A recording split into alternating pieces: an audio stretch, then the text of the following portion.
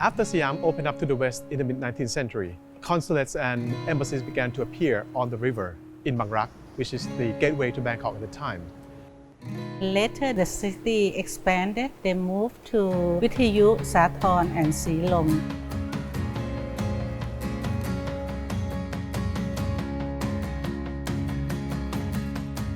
During that time, architects from Europe influenced many beautiful Western-style buildings.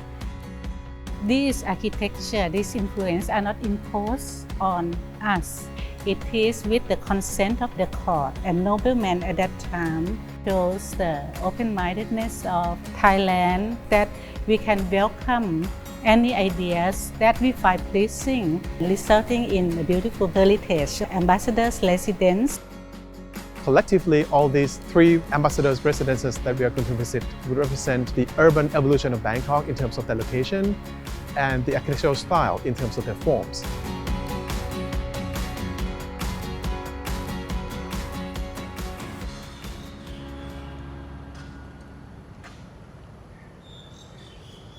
We are now at the Dutch ambassador's residence on Wireless Road. This house is a really prime example of the residence from the early part of King Rama VI's reign, in its limited use of decorative elements, woodwork on the roof, and the kind of streamlined classical details on the house. In front of the house, we have the circular driveway.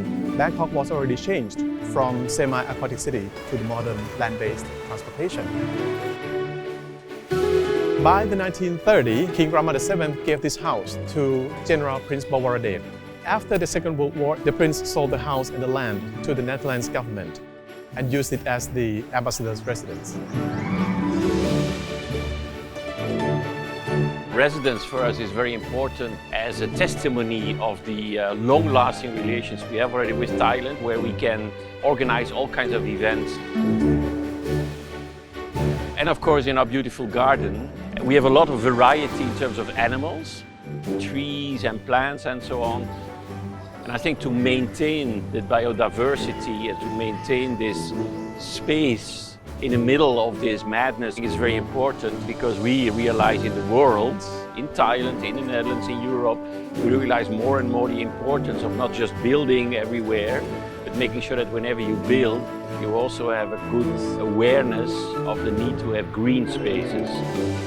So we really hope that when people come here, and of course we tell them this, that this might be an inspiration also for our Bangkok counterparts or Thai counterparts to perhaps also do a bit more about sustainability projects.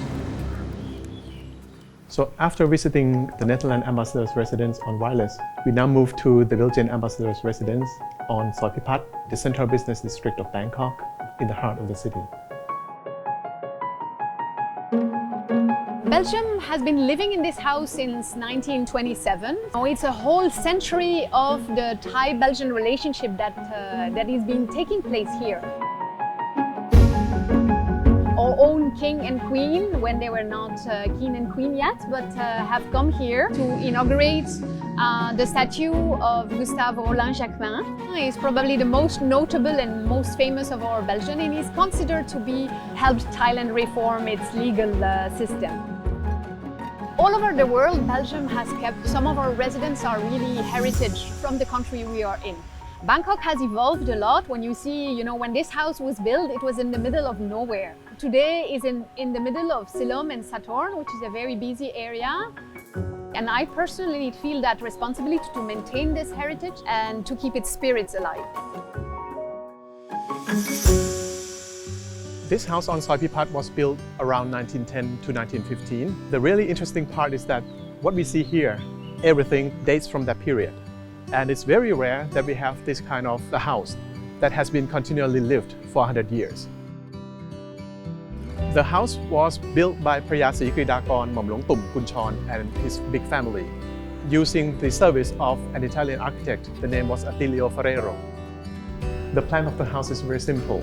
The rectangular rooms with the central hallway divided the house into two parts. On this side, this would be the veranda on the north side of the house. This side we have the dining room, which is the large room on the east side of the house. All the woodwork that we see are actually not decorations, but they are actually members of the structure of the room.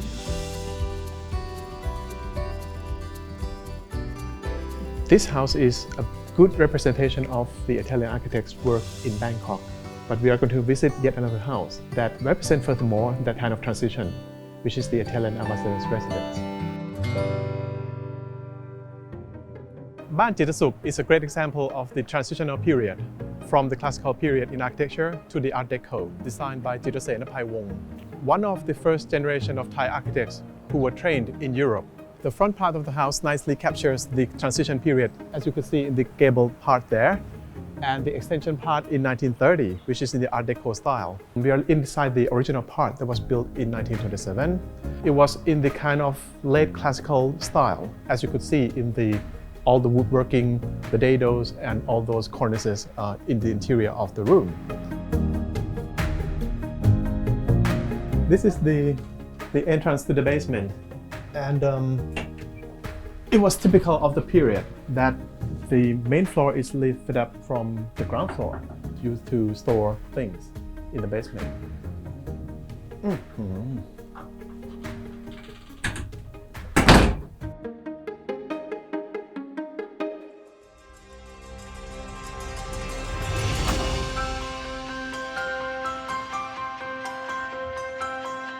In some places of Bangkok, you actually have the feeling for a moment that you could be in Italy somewhere. That was a way to, let's say, to lay the very foundation of Italian-Thai relations in the contemporary era. King Rama IV and then King Rama V called Italian artists, architects, decorators, painters, to work in Thailand. Mario Tamagno was one of the outstanding figures, and he is the architect of many buildings, Hualampong train station, which are very beautiful to see. And then there is, of course, the very important personality of Corrado Feroci, who's also known in Thailand as Ajahn Silpa Pirsi, the co-founder of the Silpakorn University.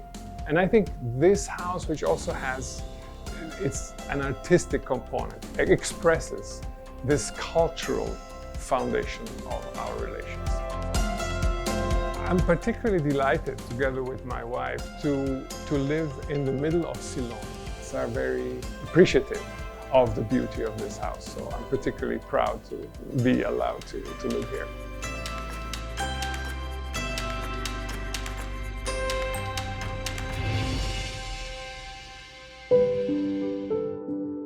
The relations between Thailand with Europe can be traced back to Ayutthaya period.